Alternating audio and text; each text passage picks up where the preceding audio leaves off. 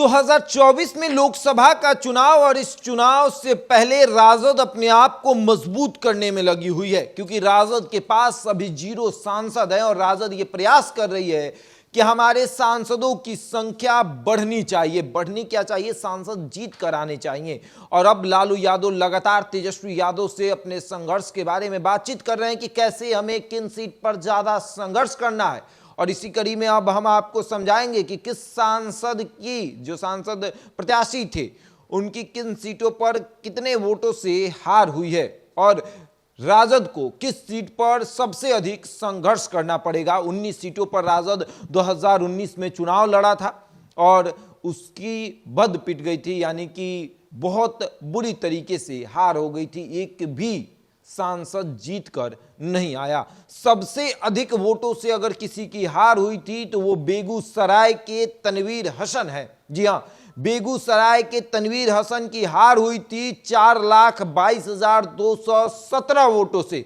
समझिए, 4,22,217 वोटों से बेगूसराय के तनवीर हसन की हार हुई थी। और सबसे कम वोटों से जिसकी हार हुई थी वो है जहानाबाद के उम्मीदवार थे सुरेंद्र प्रसाद यादव। जी हां, सुरेंद्र प्रसाद यादव की सबसे कम वोटों से हार हुई थी 1751 वोटों से।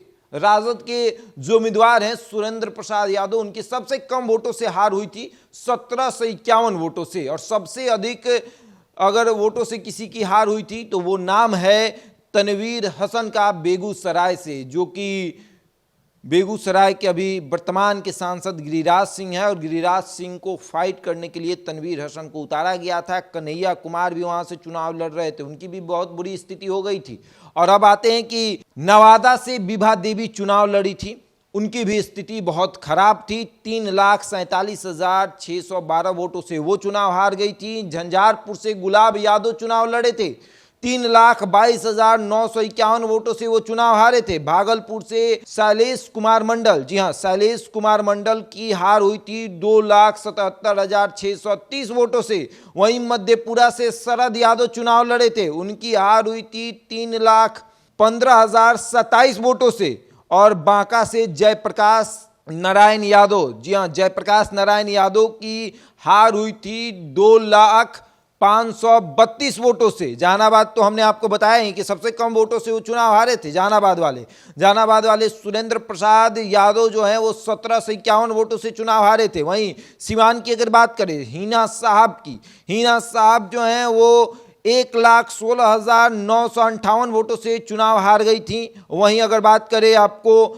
वैशाली की तो रघुवंश प्रसाद सिंह वहां से चुनाव लड़े थे, उनकी हार हुई थी 2,31,295 वोटों से। वहीं दरभंगा की अगर बात करें तो दरभंगा में अब्दुल वारिस सिद्दीकी चुनाव लड़े थे, 2,67,979 वोटों से वो चुनाव हार गए थे। वहीं शिवहर की अगर बात करें तो सैयद फैसल अली जो कि 3,40,360 वोटों से चुनाव हार गए थे। पाटलिपुत्र से लालू यादव की बड़ी बेटी मीसा भारती चुनाव लड़ी थी, उनकी हार हुई थी 14,972 वोटों से। वहीं अगर बात करें चंद्रिका राय, जी हां, तेज प्रताप यादव के ससुर लालू प्रसाद यादव की समधी चंद्रिका राय सारण लोकसभा सीट से चुनाव लड़े थे और उनकी हार हो गई थी 1,38,615 वोटों से।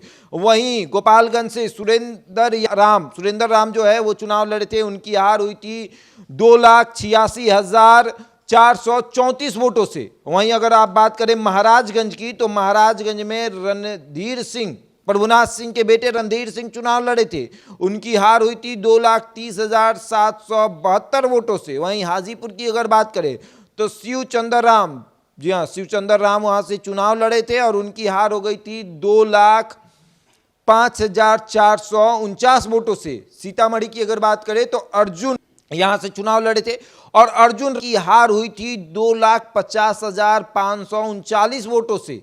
वहीं अगर बात करें अररिया की तो सरफराज आलम, इनकी हार हुई थी 1,37,241 वोटों से।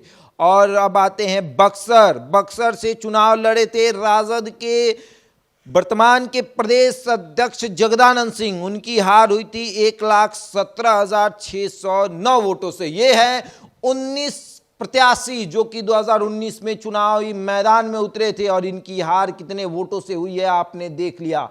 अब लालू यादव को संघर्ष बहुत अधिक करना पड़ेगा क्योंकि उनके उम्मीदवारों की हार लाखों में हुई है, मतलब लाख वोट उन्हें कम मिले हैं। किसी को 4.5 लाख वोट कम मिले हैं, तो किसी को 3.5 लाख, किसी को 2.5 लाख, तो किसी को 1.5 लाख। अब समझिए कि सबसे कम वोट से अगर कोई हारा है राजद में तो वो 2 प्रत्याशी हैं।